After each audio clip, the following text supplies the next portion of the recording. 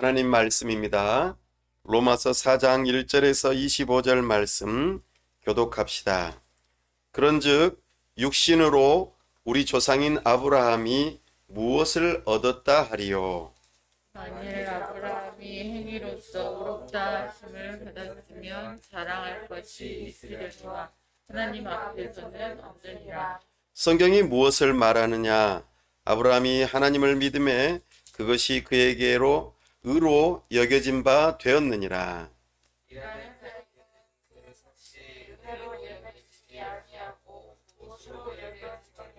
이를 아니할지라도 경건하지 아니한 자를 의롭다 하시는 이를 믿는 자에게는 그의 믿음을 의로 여기시나니.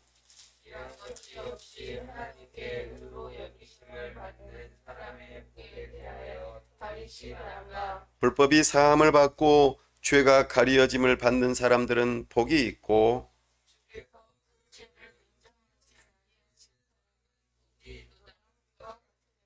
그런즉 이 복이 할례자에게냐 혹은 무할례자에게도냐 무릇 우리가 말하기를 아브라함에게는 그 믿음이 의로 여겨졌다 하노라. 그런즉 그것이 어떻게 여겼느냐? 무할례시냐 무할례시냐 할례시가 아니요 무할례시니라. 그가 할례의 표를 받은 것은 무할례시에 믿음으로 된 의를 인친 것이니 이는 무할례자로서 믿는 모든 자의 조상이 되어 그들도 의로 여기심을 얻게 하려 하심이라.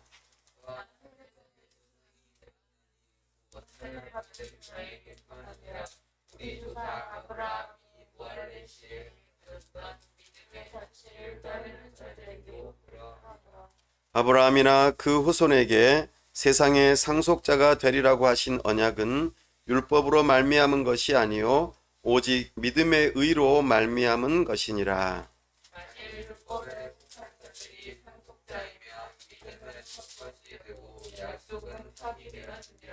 율법은 진노를 이루게 하나니 율법이 없는 곳에는 범법도 없느니라.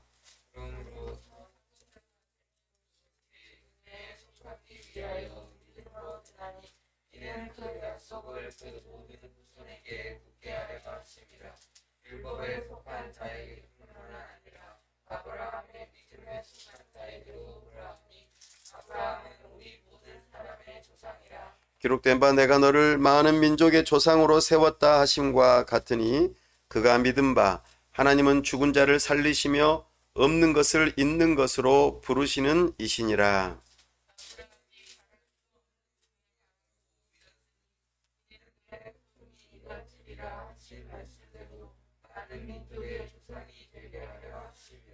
그가 백세나 되어 자기 몸이 죽은 것 같고 사라의 태가 죽은 것 같음을 알고도 믿음이 약하여지지 아니하고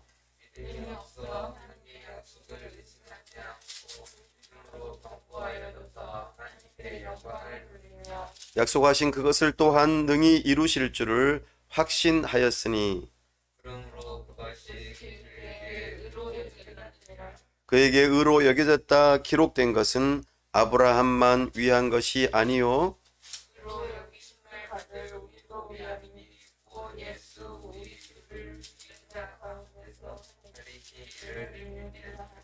다 함께요.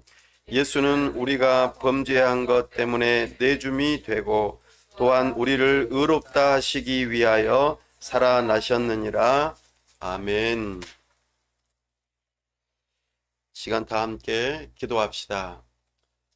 하나님 아버지 은혜와 사랑을 감사합니다. 복되고 거룩한 주일 하나님 앞에 나와왔습니다. 우리와 함께하여 주옵소서. 하나님의 말씀을 듣기를 원합니다. 주님의 영광 보기를 원합니다. 우리의 눈과 귀를 열어 주옵소서. 우리가 하나님을 알므로 하나님을 뜨겁게 사랑할 수 있도록 우리의 심령에 하나님의 사랑으로 충만케 하여 주시옵소서. 그리하여 우리의 손과 발을 들여 기쁨으로 하나님을 섬기고자 결단하는 시간 될 수 있도록 은혜 베풀어 주시옵소서. 하나님 아버지, 우리를 교회로 불러주시니 감사합니다. 참으로 복음을 들려주시고 이 복음을 믿는 자들에게 의롭다고 여겨주시며 구원의 은혜를 베풀어 주시니 감사합니다.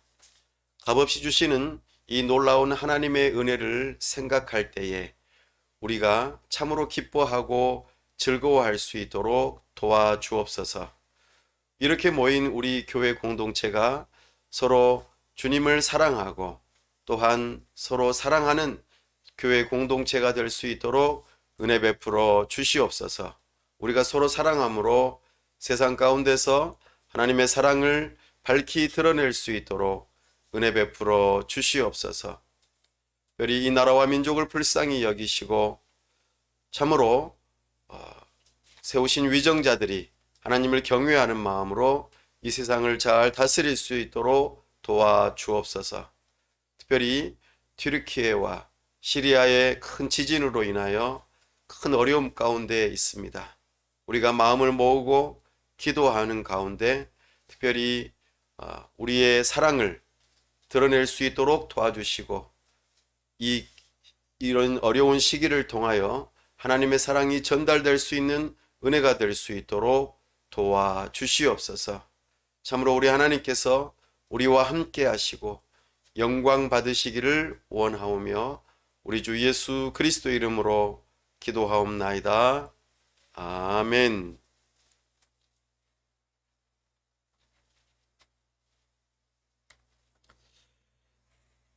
오늘은 로마서 강의 6번째 시간으로 어떻게 하나님은 우리를 인정해 주시는가라는 제목으로 주의 말씀을 선포합니다. 우리가 지난 시간에 칭의라고 하는 단어를 들었습니다. 의롭다고 여겨주신다. 그래, 너는 틀리지 않았어. 너는 올바르다. 내가 인정해 줄게. 이런 뜻입니다.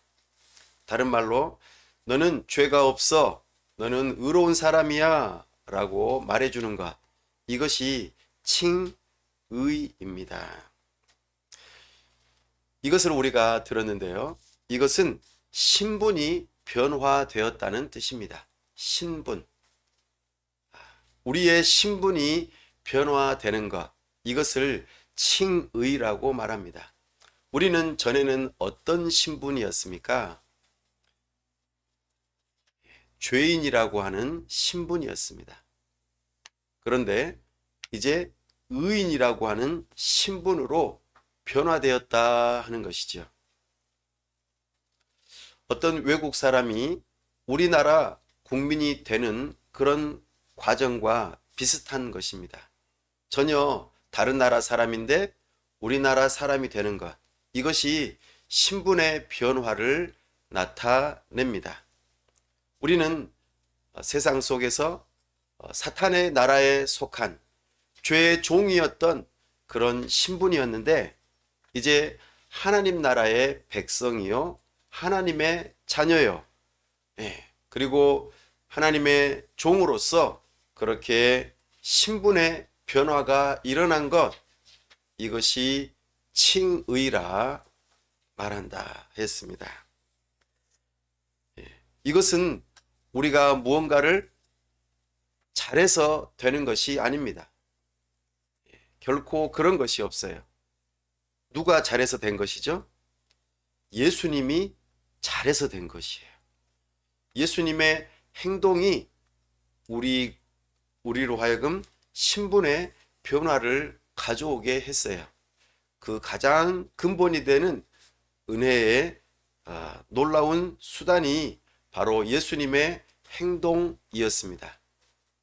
좀 더 구체적으로 말하면 예수님의 십자가의 죽으심과 부활하심이 그 근본되는 이유였습니다.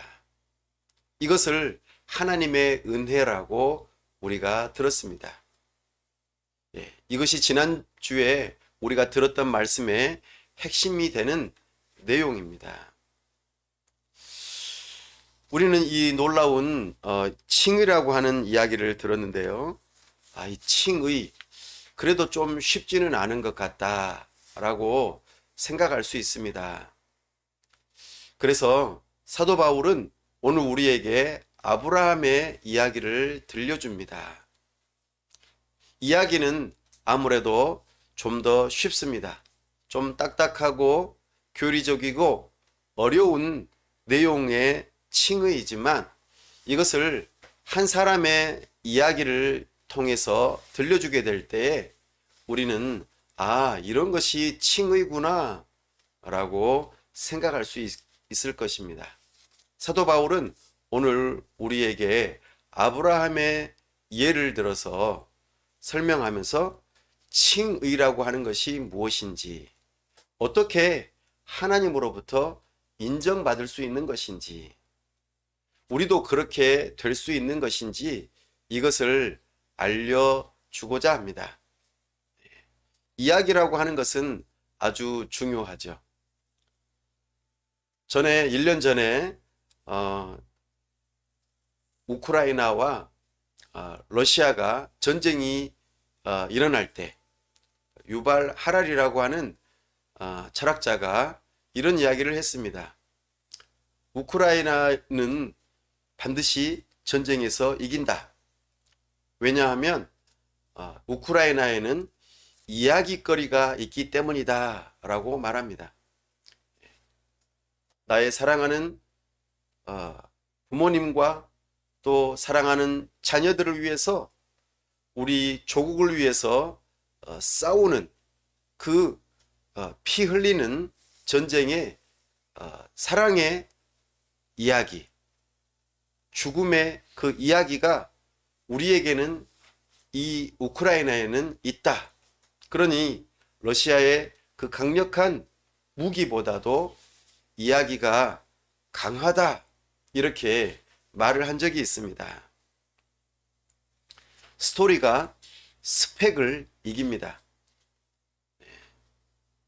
아주 강한 이야기가 어떤 강력한 어떤 무기나 여러 가지 갖추고 있는 조건들보다도 강하다는 것을 우리가 아브라함 이야기를 통하여서 발견할 수 있기를 바랍니다. 참으로 칭의라고 하는 것, 우리가 의롭게 되는 이 신분의 변화가 아브라함을 통하여서 어떻게 일어났는지 우리는 배울 수 있기를 바랍니다. 아브라함은 언제적 사람입니까? 아브라함은 창세기 11장 마지막 부분에 한번 등장하고 12장부터 본격적으로 등장하는 인물입니다. 아브라함은 셈이라고 하는 사람의 후손이죠. 셈은 누구의 아들이었죠? 노아의 아들이었습니다. 노아 홍수 이후로 셈, 함, 야벳 세 아들과 그의 자부들, 그렇게 가족이 8명이 살아남았는데 그 이후로 자녀손들이 많이 번성하여서 이 세상에 인구가 많아졌습니다. 그런 과정 속에서 아브라함이라고 하는 한 인물이 등장합니다. 왜 그럴까요? 모세는 아브라함 이야기를 꼭 해야만 했습니다. 왜냐하면 모세가 속한 이스라엘 민족의 기원이라고 그럴까요? 시작점, 바로 그 사람이 아브라함이기 때문입니다. 이것은 단순히 혈통적인 민족, 이것만을 말하고자 하는 것이 아니라 하나님의 구원에 있어서 가장 핵심이 되는 인물. 그래서 오늘 우리가 어떻게 하나님께 인정받을 수 있는지 그것을 알려주는 인물이 아브라함이기 때문에 모세는 아브라함에게 주목했습니다. 그 셈, 함, 야벳의 많은 자손들이 있음에도 불구하고 아브라함에게 주목했다는 것입니다. 아브라함은 하나님께로부터 부름받았습니다. 갈대아 우르라고 하는 지역에서 쭉 옮겨와서 하나님께서 부르신 장소 가나안이라고 하는 땅으로 옮겨오게 되었죠. 그리고 하나님께서 아브라함에게 약속하셨어요. 너는 복이 될 것이다. 복의 근원이 될 것이다. 그래서 내가 너에게 자녀도 줄 것이고 그 자녀들이 큰 민족을 이루어서 땅을 얻고 하나의 나라가 될 것이다 라고 약속을 해 주셨어요. 그리고 그 민족을 이룬 그들을 통하여서 다른 사람들이, 다른 나라 민족들이 복을 받게 될 것이다, 이렇게 약속을 하셨죠. 이것에 대해서 아브라함은 어떻게 반응을 했을까요? 단순하게 네 하고 순종하며 믿음으로 따라갔어요. 그렇게 아브라함은 하나님의 이끄시는 약속을 따라서 한 걸음 한 걸음 진행되었죠. 이것이 아브라함의 인생에 있어서 굉장히 중요한 터닝 포인트였어요. 변곡점이라고 하죠. 하나님께서 아브라함을 부르시는 사건, 그리고 약속을 해주시는 이 사건이 아브라함에게 있어서는 굉장히 중요한 순간이었습니다. 그런데 시간이 흐르면서 많은 우여곡절의 일들이 있었어요. 가뭄이라고 하는 일들도 있었고, 자녀가 빨리 태어나지 않는 그런 일들도 있었어요. 그래서 아브라함은 많은 실수들을 했었어요. 그럼에도 불구하고 하나님께서는 다시 주권적으로 아브라함을 부르시면서 창세기 15장에서 또 다시 한 번 더 약속을 더욱더 분명하게 해주시죠. 하늘의 별들을 보게 하시면서 하늘의 별과 같이 너희 자손들을 많게 해줄 것이다. 또 바다의 모래만큼 너희의 후손들을 많게 해줄 것이다. 그렇게 약속하셨어요. 그러면서 그 약속의 증표로 아주 놀라운 약속의 언약식을 하나 해주시는데, 바로 그것이 무엇이냐면 동물을 절반을 딱 쪼개가지고 양옆으로 놓고, 그리고 그 사이로 왔다 갔다 하면서 언약식을 체결하는 것이었어요. 이것은 어떤 의미를 갖냐면, 동물을 반으로 쪼갰다는 것은 이 약속이 어겨질 때, 이 약속을 지키지 않을 때에는 이렇게 동물이 쪼개지는 것처럼 벌을 받게 될 것이다 라고 하는 의식이었어요.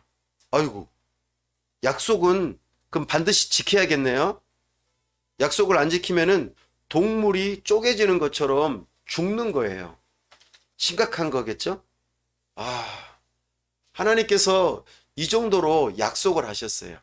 근데 재미있는 것은요, 약속의 당사자들이 서로 이 쪼갠 고기 사이로 왔다 갔다 해야 돼요. 그래야지만이 약속을 한 사람이나 약속을 받은 사람이나 서로의 약속을 잘 지켜서 이 약속이 유지되도록 해야 되는데, 아브라함은 그 쪼갠 고기 사이로 왔다 갔다 하지 않았어요. 그럼 누가 왔다 갔다 했을까요? 하나님께서 쪼갠 고기 사이로 왔다 갔다 하셨어요. 이거는 그러면 약속을 누가 하신 거예요? 하나님이 하신 거예요. 하나님이 약속을 안 지키면은 이렇게 죽게 될 것이다 라고 스스로 그렇게 한 것이었어요. 엄청난 약속이죠? 그렇게 해서 하나님께서는 아브라함에게 확실하게 약속을 해 주셨죠. 네 약속이 지켜졌을까요? 안 지켜졌을까요? 지켜졌어요. 창세기 21장에 보면은 하나님께서 아브라함이 99세 되었을 때에 100세를 앞두고 있는 그 시점에 하나님께서 아브라함에게 아들을 약속하세요. 직접 찾아와서 약속하시고 1년 뒤에 이제 아브라함의 부인인 사라가 아이를 낳게 될 것이라고 약속해 주시죠. 일이 이루어졌어요. 도저히 사람이 생각하기에 아브라함과 사라가 아이를 낳을 수 없는 그런 상황인데, 놀랍게도 하나님께서는 약속을 지키셨다는 거예요. 이처럼 아브라함에게 약속하시고 그 약속을 이루시는 이 놀라운 순간들, 이런 아브라함에게는 중요한 그의 인생에 있어서의 변곡점들이 있었어요. 터닝 포인트. 이것을 아브라함은 믿었을까요? 안 믿었을까요? 믿었겠죠. 그러니까 오늘 아브라함 이야기를 하겠죠. 네, 아브라함은 이 하나님의 약속을 믿었어요. 중간중간에 자기 생각대로 이런 일들을 이루어 보려고도 많이 노력도 했지만 사실은 형편없는 노력들이었죠. 그러나 하나님께서 순간순간 나타나셔서 약속하신 것을 믿고 의지했어요. 믿음이 약해질 때마다 찾아오셔서 약속을 해주신 것이죠. 하나님께서 이 아브라함의 믿음을 보시고 뭐라고 말씀하셨을까요? 너는 참 옳구나. 잘했다. 내가 너를 의롭다고 여겨주마. 이렇게 하셨어요. 이것이 칭의예요. 아브라함은 하나님의 약속을 믿었어요. 그 약속이 무엇이라고요? 바로 아들을 줄 것이라는 약속이었어요. 자녀. 예. 그리고 그 자녀의 후손들이 살아갈 땅을 약속하셨고 그 후손들을 통해서 다른 민족들이 똑같이 복을 받게 될 것이라고 하는 약속이었어요. 하나님께서는 그 약속을 지키셨어요. 이삭을 주시고 또 이삭을 통해서 또 그의 아들들을 주시고 또 그의 아들들을 통해서 이스라엘의 기원이 되는 아들 12아들을 또 주셨어요. 그리고 400년이 지난 뒤에는 바다의 모래와 같이 하늘의 별과 같이 많은 사람들을 하나님께서는 주셨고 또 그 40년 뒤에는 하나님의 약속하신 땅에 그 민족을 이동하게 하셔서 처음에 아브라함에게 주셨던 땅으로 인도하셨어요. 정말 하나님은 놀라우신 분이시죠. 이 약속을 믿는 믿음을 가졌고 그 믿음을 따라서 하나님께서는 아브라함을 의롭다고 여겨주셨어요. 그리고 그 약속을 신실하게 지키셨죠. 사실 이 아브라함을 향한 약속은 언제 하신 약속이냐면 조금 더 거슬러 가서 창세기 3장 15절에서 하나님께서 타락한 아담을 향하여 뱀을 벌하시면서 하셨던 약속이에요. 여자의 후손을 보내주시겠다. 그리고 너희의 죄의 문제를 그 여자의 후손이 해결할 것이다.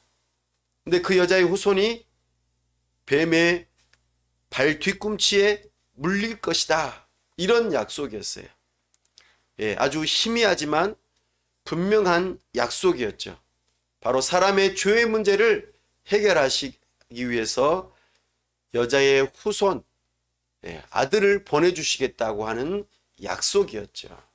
그 약속이 아담뿐만 아니라 계속해서 아담의 후손들에게 전해졌고 그 약속이 구체적으로 어떤 사람을 통하여서 이루어지겠다고 하신 약속이었을까요? 바로 아브라함을 통하여서 이루어지겠다 하는 약속이었죠.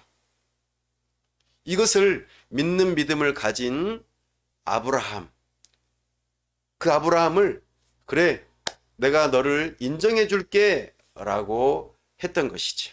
이것이 칭의라고 하는 것입니다. 오늘 사도 바울이 아브라함의 이야기를 들려주면서 아브라함이 의롭게 된 것의 조건이 아닌 것 세 가지를 이야기해 주고 있어요. 첫 번째, 그건 뭘까요? 아브라함의 행동, 아브라함의 행위, 아브라함이 잘한 것, 아브라함이 착한 일 한 것, 이런 것들을 의로 여겨주지 않는다고 말씀하세요. 하나님께서 아브라함을 인정해 주시는 조건이 아닌 것, 바로 아브라함의 행동이었어요. 아브라함이 뭔가를 잘해서 하나님께서 아브라함을 부르신 것이 아니에요. 아브라함이 행동한 것을 살펴보면은 우리랑 비슷해요. 하나님께서 주권적으로 약속하셨지만 하나님께서 약속하신 땅에 가뭄이 들자 아브라함은 애굽 땅으로 내려갔어요. 그리고 자신의 부인을 누이 동생이라고 거짓말하면서 자기 자신의 목숨을 지키려고 애썼죠. 형편없죠?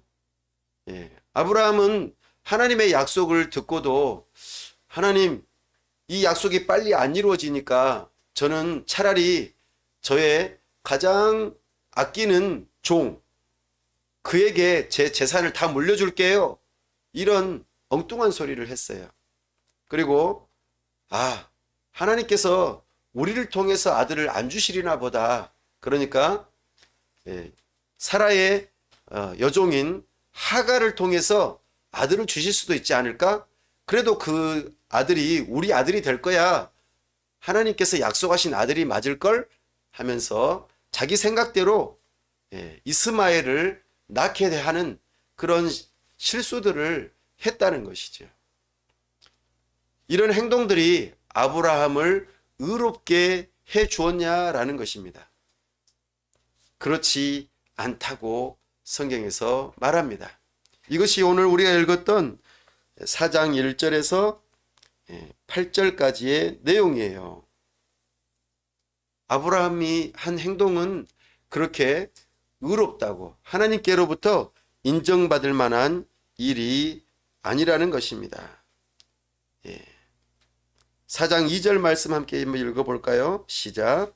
만일 아브라함이 행위로서 의롭다 하심을 받았으면 자랑할 것이 있으려니와 하나님 앞에서는 없느니라. 사도 바울은 우리 믿음의 조상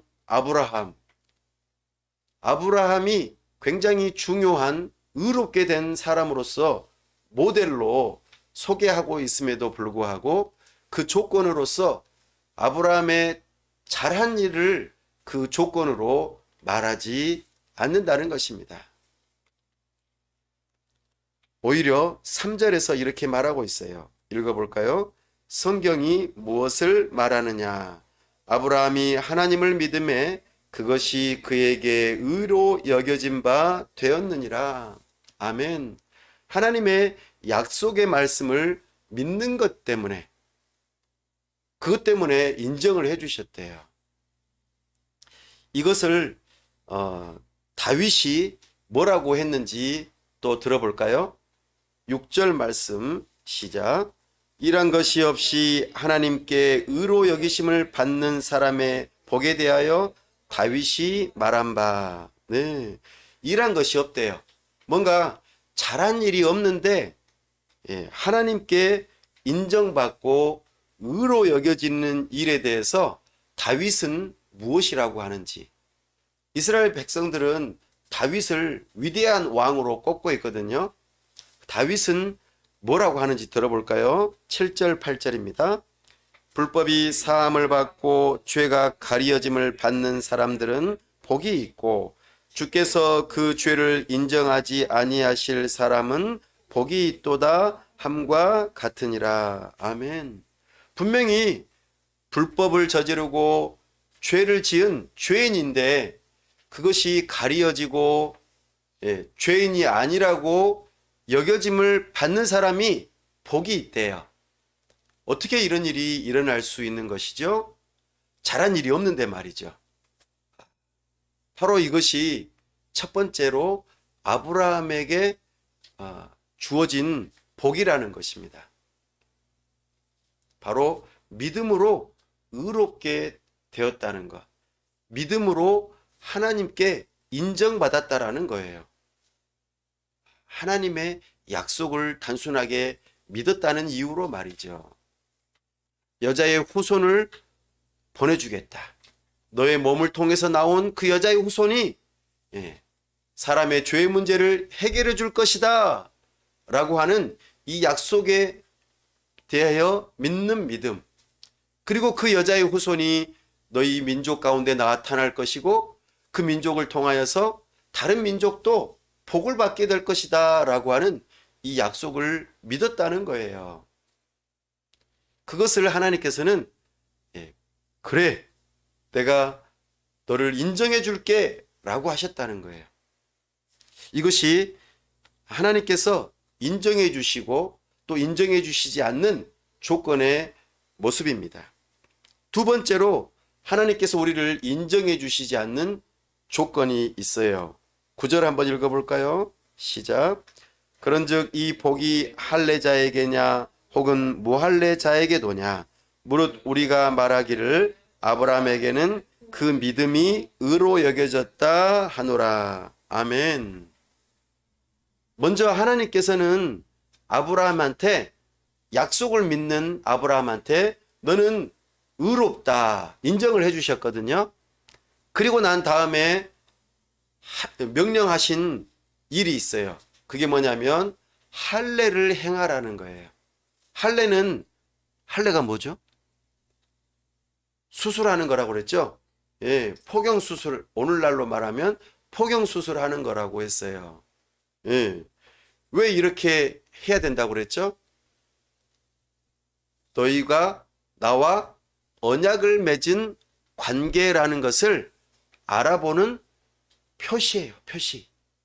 너희는 하나님과 언약을 맺은 사람들이야.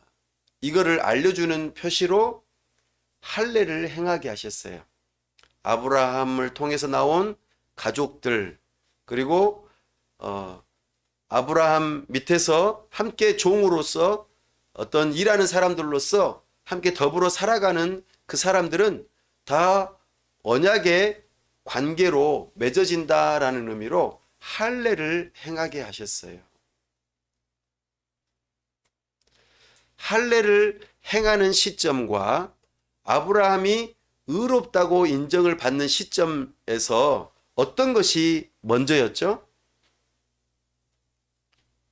아브라함이 의롭다고 여김을 받고 난 다음에 할례가 행해졌어요. 그러니까 할례를 받은 사람만이 의로워지는 것이 아니라는 것을 우리에게 말해주고 있어요. 할례를 받는 것이 우리가 하나님께 옳다고 인정받는 그 조건이 될 수 없다는 거예요. 이것이 두 번째로 말하는 하나님께 인정받는 일에 있어서 조건이 되지 않는 중요한 일이에요. 할례 받는 것. 네. 그리고 세 번째로 하나님께서 우리를 인정해 주시는 조건에 해당되지 않는 것이 있어요. 바로 뭘까요? 14절입니다. 한번 읽어보겠습니다. 시작. 만일 율법에 속한 자들이 상속자이면 믿음은 헛것이 되고 약속은 파기되었느니라. 아멘. 모세의 율법은 아브라함이 의롭다고 여김을 받은 다음에 언제 하나님의 그 모세의 율법이 선포가 되었을까요? 약 400년이 넘는 그 시점에. 그러니까 모세의 율법과 아브라함의 그 시간 간격은 400년이나 돼요. 400년. 그러니까 하나님께서 주신 그 모세의 율법, 우리가 예배 시간에 함께 낭독했던 그 십계명, 그것이 아브라함보다도 400년 뒤에 선포되어진 것이거든요. 자, 그렇다면 하나님의 율법을 잘 행하면 사람이 복을 받고 인정을 받겠죠? 그러나 그 율법이 선포되기 400년 전에 이미 아브라함은 무엇으로 하나님께 인정을 받았다고요? 믿음으로 인정을 받았대요. 하나님과 하나님의 약속을 믿는 믿음으로, 그래, 옳구나, 옳았구나, 그래, 너는 잘했어, 내가 너를 의롭다고 여겨주마, 이렇게 하셨다는 것이죠. 그러니까 세 번째, 사람들이 생각하기에 율법을 잘 지켜야지 사람이 의로워진 것이지 라고 일반적으로 생각하겠죠. 아, 너는 옳아, 너는 잘했어 라고 할 때 그 기준이 하나님의 율법이 되는 것이 틀린 것은 아니죠. 그럼에도 불구하고 하나님께서는 율법이 있기 이전 아브라함이 믿음을 가짐으로 옳다고 인정을 받았다는 것이죠. 그러니까 여기에서 하나님께 인정받는 조건이 안 되는 것, 못 되는 것이 바로 율법이라고 하는 것입니다. 자, 정리해 볼까요? 첫 번째, 우리의 행실. 두 번째, 할례. 세 번째, 율법. 이 세 가지가 우리를 옳았구나, 하나님으로부터 인정받을 수 있는 조건이 되면 좋을 텐데 그렇지 못하다고 말씀하고 있습니다. 그러면 이것이 다 필요 없다는 뜻일까요? 자, 조금 우리하고 좀 현실로 맞추어서 한번 생각해 봅시다. 옳은 행실, 양심. 자, 우리는 양심이 있어요, 없어요? 양심이 있어요. 누가 가르쳐 주지 않아도 옳은 일과 그른 일을 분별할 수 있어요. 하나님께서 우리 마음 깊은 곳에 주신 그런 도덕이에요. 도덕법. 예, 양심이라고 그래요. 착한 일. 이런 것들이 하나님께로부터 온 것이죠. 근데 이것을 우리가 양심대로 잘 지킬 수 있냐, 그 말입니다. 그럴 수 없다고 지금 이야기하고 있어요. 양심대로 살면, 올바르게 살면 좋은데 그렇게 안 된다는 거예요. 그러니까 하나님께 인정을 받을 수 있는 조건이 못 되는 거예요. 그러니까 양심대로 사는 것이 맞지만 하나님께서는 양심대로 사는 사람을 한 사람도 찾을 수가 없대요. 두 번째, 할례. 오늘날 우리가 생각해 볼 수 있는 걸로 교회 다니는 사람들이 세례를 받는 거예요. 그리고 이렇게 주일 출석을, 예배를 한 번도 빠짐없이 잘 드리는 거예요. 헌금도 잘하는 거예요. 교회 잘 나오는 거, 새벽기도 또는 여러 가지 성경 읽는 거, 이런 것들을 잘 하는 거예요. 이것을 잘하는 것이 나쁜 일일까요? 아니죠. 세례 받는 거 나쁜 일인가요? 아닙니다. 좋은 일이에요. 그런데 이것을 따라서 잘한다고 해서 우리가 구원받을 수 있는 것이 아니에요. 이런 것들은 구원받은 사람, 하나님께서 옳다구나, 옳았구나라고 인정해 주는 사람들이 사랑하는 마음으로 하는 거예요. 내가 하나님의 자녀인 것을 표시하는 할례, 세례. 이것이 나쁜 것이 아니고 중요한 의식이죠. 우리가 결혼하는 것과 같은 것이 세례예요. 우리는 오늘날 사랑하는 사람과 그냥 같이 살면 안 돼? 라고 하는 시대에 살고 있어요. 그러나 이것은 결혼 관계가 되지 못해요. 그래서 우리는 어떻게 해야 돼요? 결혼 관계로서 약속을 해야 돼요. 그리고 그 약속을 통해서 함께 살아가야 돼요. 이것이 하나님의 법을 따라 살아가는 방식이죠. 그런데요, 이것을 통해서 우리가 하나님께 그래, 너는 잘했다 하면서 구원받을 수 있는 근거는 아니라는 거예요. 하나님의 자녀이니까 그렇게 합당하게 살기 위해서 세례를 받는 것이고 결혼 예식을 하는 것이고 우리가 그 말씀대로 주의를 지키는 것이고 헌금을 하는 것이고 여러 가지 활동들을 하는 거예요. 종교적인 활동들을 하는 것이죠. 그러나 이것이 우리를 하나님께 잘했어, 너는 그래 하나님 나라에 들어갈 수 있겠구나, 이렇게 하는 근거가 될 수 없어요. 한 번이라도 어기면 안 되거든요. 한 번이라도 어기면 우리는 하나님 나라에 들어갈 수가 없어요. 이 근거로서는 우리는 구원받지 못해요. 세 번째로 우리가 여기서 말하는 율법, 조금 전에 말했던 내용과 중첩이 되기는 하지만 우리가 주의를 지키고 여러 가지 모양들로 정직하게 살아가고 다른 사람들을 사랑하는 마음으로 살아가는 것이죠. 부모님께 공경하고 거짓말하지 않고 사람을 죽이지 않고 미워하지 않고 또 도둑질하지 않고 욕심내지 않고 이런 것들이겠죠. 그러나 이 율법을 완벽하게 지킬 수 있는 사람은 한 사람도 없다는 거예요. 그래서 율법이 좋은 것이지만 그것으로 우리가 하나님께 인정받을 수 있는 길이 없다는 거예요. 이것이 우리의 딜레마입니다. 좋은 것들이 있지만 양심과 할례와 율법, 이런 것들이 우리에게는 좋은 것들이지만 하나님께 인정받을 수 있는 길이 열리지 못해요. 모든 사람이 죄를 범하였음에 하나님의 영광에 이르지 못하더니,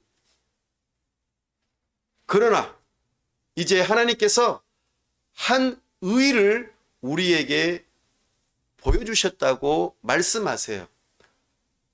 우리에게 주어진 좋은 것들이 있지만 그것이 안 된대요.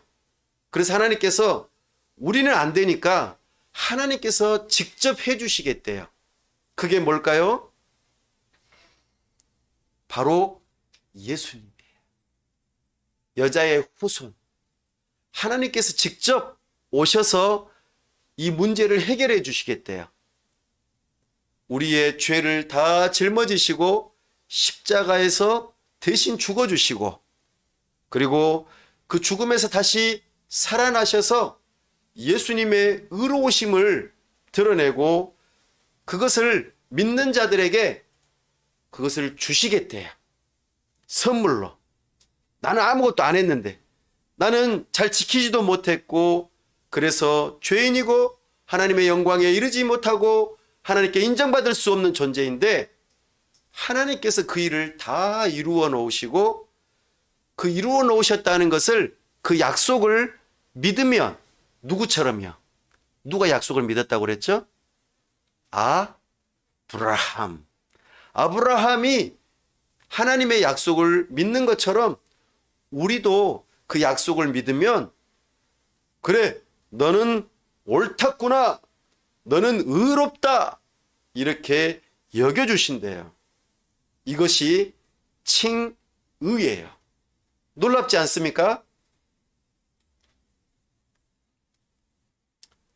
자, 우리 18절 말씀 함께 한번 먼저 읽어보겠습니다. 로마서 4장 18절 말씀입니다. 시작. 아브라함이 바랄 수 없는 중에 바라고 믿었으니 이는 내 후손이 이같으리라 하신 말씀대로 많은 민족의 조상이 되게 하려 하심이라. 아멘. 아브라함은 정말 약한 믿음이지만 하나님의 약속을 믿었어요. 그리고 그것으로 인정을 받았어요. 하나님의 인정을 받았어요.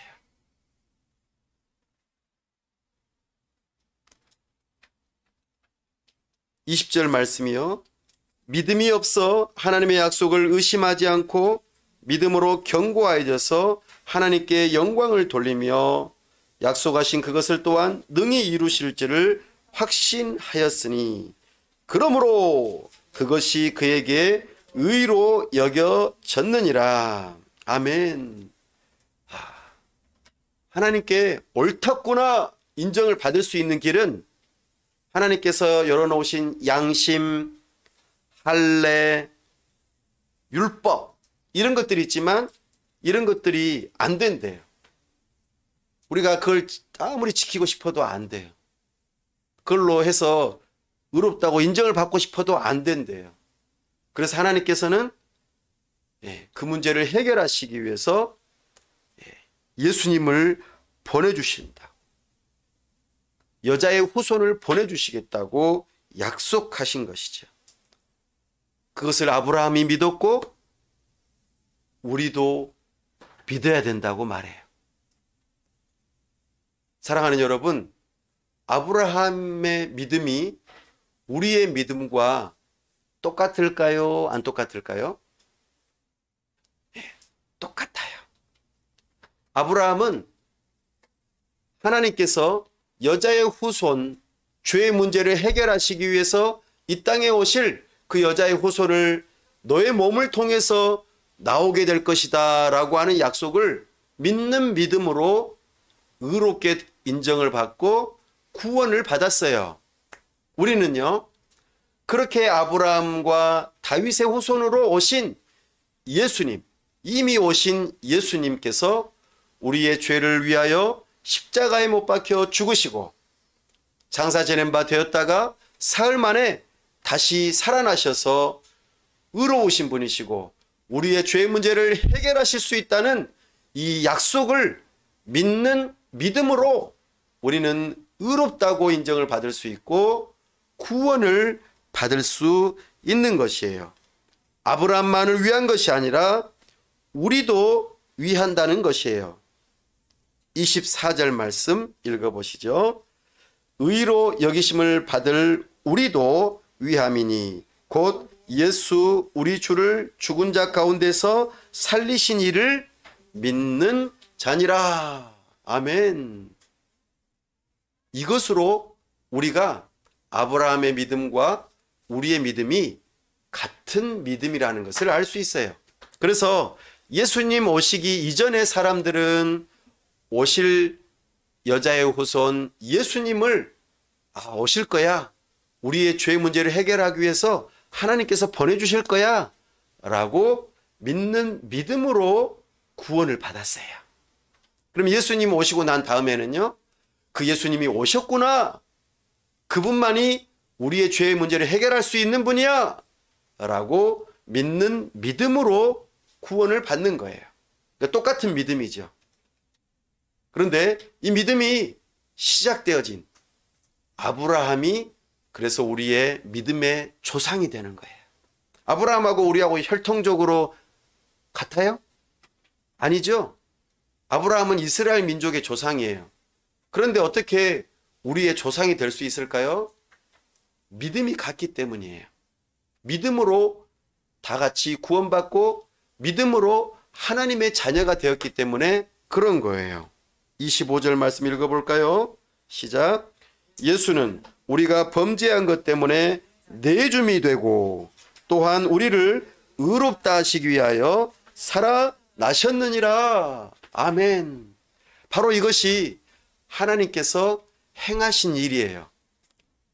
누구를 통해서요? 예수님을 통해서 행하신 일이에요. 이것을 우리가 듣고 복음으로 받아들이고 믿음을 가질 때에 하나님께서는 우리를 의롭다고 여겨주세요. 생각해 보십시오. 창세기 15장에서 하나님께서 아브라함을 부르셔서 여자의 후손을 약속하셨어요.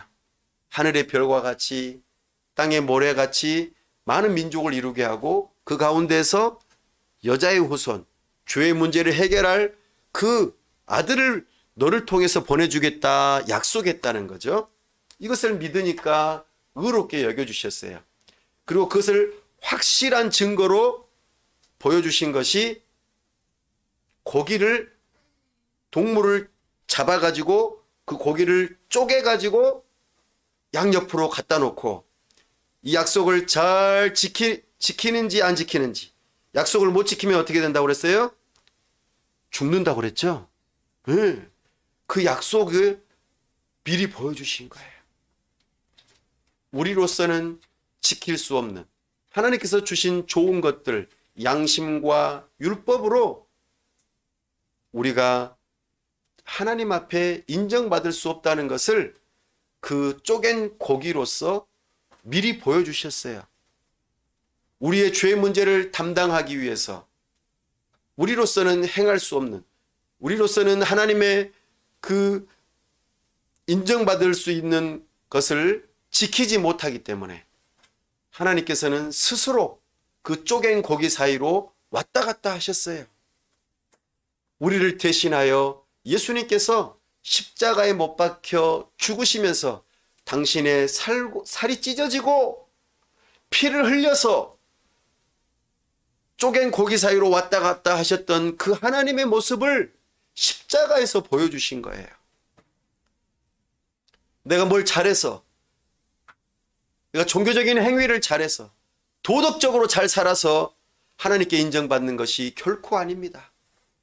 예수님의 그 쪼갠 고기 사이로 지나가는 그 모습처럼 십자가에서 살이 찢기고 피를 흘리셔서 죽으심과 더불어 다시 살아나신 그 일로 인해서, 예수님의 행하신 일, 하나님의 행하신 그 일로 이제 우리의 구원의 길이 열렸다는 거예요.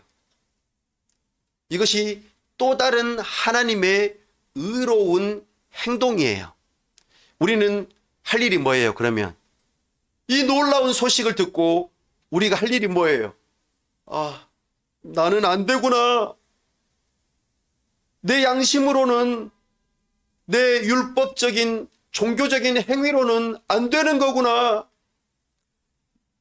예수님의 행위, 하나님의 그 행위로 내가 구원을 받을 수 있는 거구나 라고 인정하고 믿어야 돼요. 그 하나님의 일을 믿어야 돼요. 인정하고 받아들이셔야 돼요. 그것만이 우리가 하나님께 인정받고 의로워질 수 있는 유일한 길이에요. 이것이 오늘 아브라함 이야기의 핵심이에요. 말씀을 정리합니다. 사랑하는 여러분, 여러분들은 어떠셨어요? 여러분들의 인생 중에 아브라함처럼 그런 터닝 포인트가 있으셨나요? 변곡점. 정말 하나님께서 나를 찾아와 주시고, 그리고 내가 여자의 후손인 그 예수님을 보내주고 십자가에서 못 박혀 죽게 하고 다시 살아나게 하신 이 일만이 너의 구원의 유일한 근거라고 하는 그 복음의 소식을 들으셨나요? 그리고 그것을 유일한 근거라고 믿고 여러분들은 의지하면서 따르기로 결단하셨나요? 여러분의 인생 중에 이 일이 있으셨는지 다시 한번 묻습니다. 이 일만이 우리의 신분을 바꾸어 줍니다. 죄인에서 의인으로, 죄의 종에서 하나님의 종으로, 사탄의 자녀에서 하나님의 자녀로 신분의 변화를 가져다 줍니다. 우리가 바뀔 수 있는 유일한 길, 그것은 바로 믿음입니다. 이 믿음이 저와 여러분에게 있기를 원합니다. 아브라함의 복이 저와 여러분에게 있기를 간절히 바랍니다. 기도합시다. 우리 이 시간 함께 기도하기를 원합니다. 내가 도덕적인 삶, 양심대로 사는 삶이 과연 하나님을 만족해 하고 하나님께 인정받을 수 있을까요? 내가 하나님의 율법을 잘 지키면 우리가 하나님의 인정을 받고 구원을 받을 수 있을까요? 성경에서는 절대 그럴 수 없다고 말합니다. 오히려 반대라고 말합니다.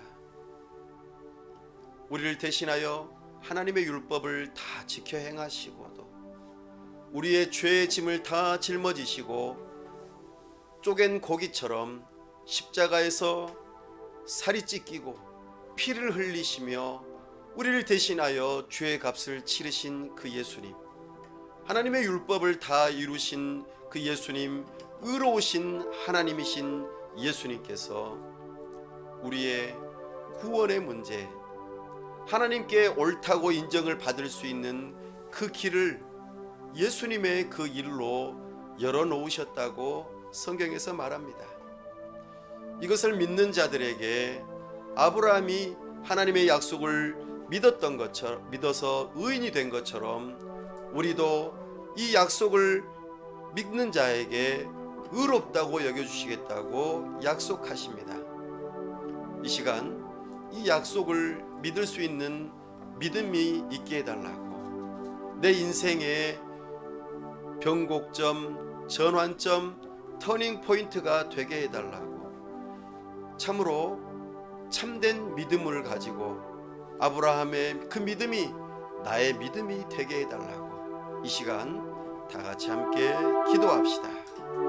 아버지 하나님, 이 시간 우리가 아브라함의 이야기를 들었습니다.